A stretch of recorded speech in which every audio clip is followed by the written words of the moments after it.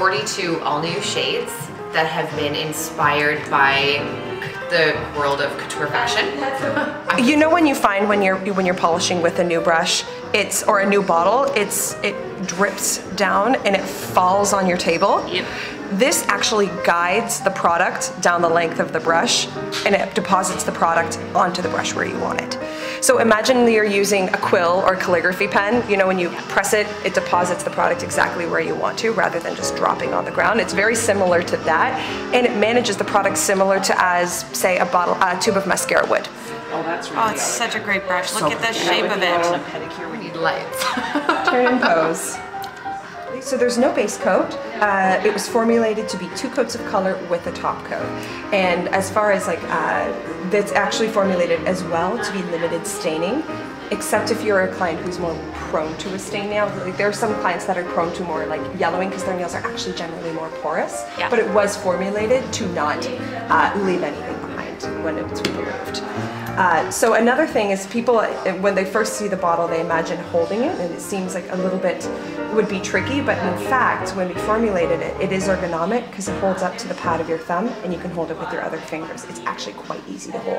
And as a manicurist, I still can release these 2 fingers, which is what I use to polish and move the finger around as I'm polishing. Is it a pro line, or is it going to be available? It's going to be available for both. That's fantastic. Absolutely. So, as you can see when I'm polishing, I just have to run the brush against the mouth of the bottle. I don't have to worry anything about the stem, because again, it really does deposit the product beautifully as I hold it this way. Just brings it down. And still no lengthwise. drips. Still no drips. So, I'm going to start with your middle finger, and I'll show you how I taper the bristles according to the nail.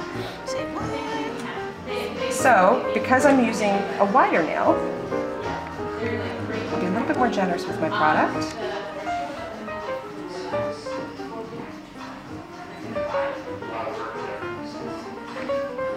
Now, as a consumer, you've already got a lot of coverage there. Yeah. Right? So, all I have to do is finish out that on the side, the other side, cap my tip. And I mean, that's impressive coverage with 1 coat. Yes.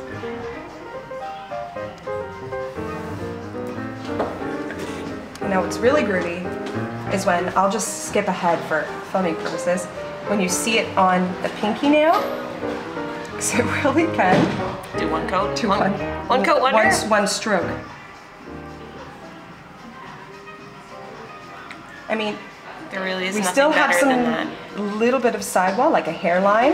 That's just me being cautious, not wanting to get it on your cuticle. But in general, say if you're really actually going out the door, You could do that. you could absolutely wear that. And I actually know a lot of women who do that to elongate their nail plate. Yeah. They'll avoid the sidewall so that they can get a longer, more refined finish to the nail. And we can actually allow you to do that without, you know, having to do any extra work. It does the job for you. Yeah, it's really impressive, and it's, I mean, the fact that I can just kind of Do it. yeah, boom, thicken it out, boom, 1. And I've always been really wary of wide brushes because I'm a perfectionist, and I really enjoy having, you know, that expert control. Yeah, the expert control that comes with a thinner brush. But there's something about the tapering of the bristles on this that allows me to do, you know, a really refined application in 1 stroke, rather than, you know, when other brushes were created, they were square, and nobody has a square cuticle. So you think people who've got very tiny nails will still like this brush? Absolutely. It's all about managing the amount of product that you have on your brush. For this one, I really did, like I used, say, my pull would be this. See how much I got on there? And also, really juicy droplet at the tip. If I was doing, and then when I press it down, I press that little ball down, and then I let the bristles fan a little bit, and that gives me the width.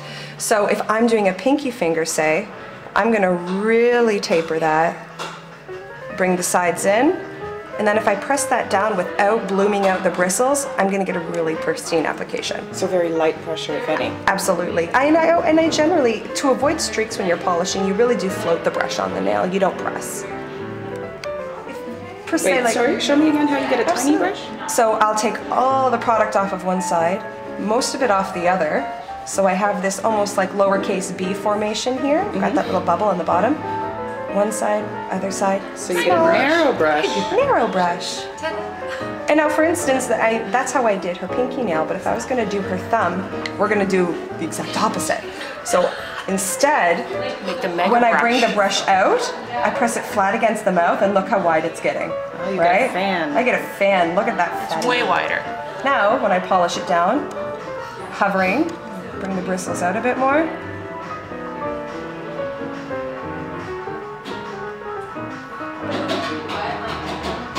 There you go. Do you find that the dry time, you should leave it, let it dry in between, or it doesn't matter, just go, go, go? I feel like by the time that you have polished your other hand, it's good to go. I wouldn't wait. I wouldn't sit and wait for 5 minutes. I would just probably do the one hand. I mean, honestly, if I polish my right hand and now I'm polishing my left, my non-dominant hand, this is going to take me 3 minutes anyways, because I'm already trying to steady myself. Right. By the time that's done, you're already going to the second coat, for sure. Okay. Oh, that's really nice. So here I go again. And again, when I'm using other polishes, I do this. And I wire it out. For this, I can just bring it out. That's about as much product as I want to use. So it's basically those new, what do we call them, stems or traffic controllers. That's probably a way to put it. Gravity controllers. Gravity police. It uses gravity to its advantage. I mean, look at that. I always want to use a brush to clean up the cuticle, and I don't have to. Oh my God, look at that. And I mean, Mini-Geek has like wondrous cuticles, bionic, one might say. So when you put this against her cuticles, you really do see the effect. Wow. So this brush can actually make you a better nail painter. I think so, because of the ease of application. yeah. With technique. With So you just technique. master the technique and then it'll save you time. And you should pay attention to where Rita starts on the nail. It's not at the cuticle, it's just a Absolutely. tiny bit above it. She's doing very well considering she has a camera in her ear. Thanks, Rita. I gotcha. And now for the pinky again, I'll show you our fun technique. Moving most of the product, hit the sides. Look at that perfect amount. From here, creep it up, pull it down.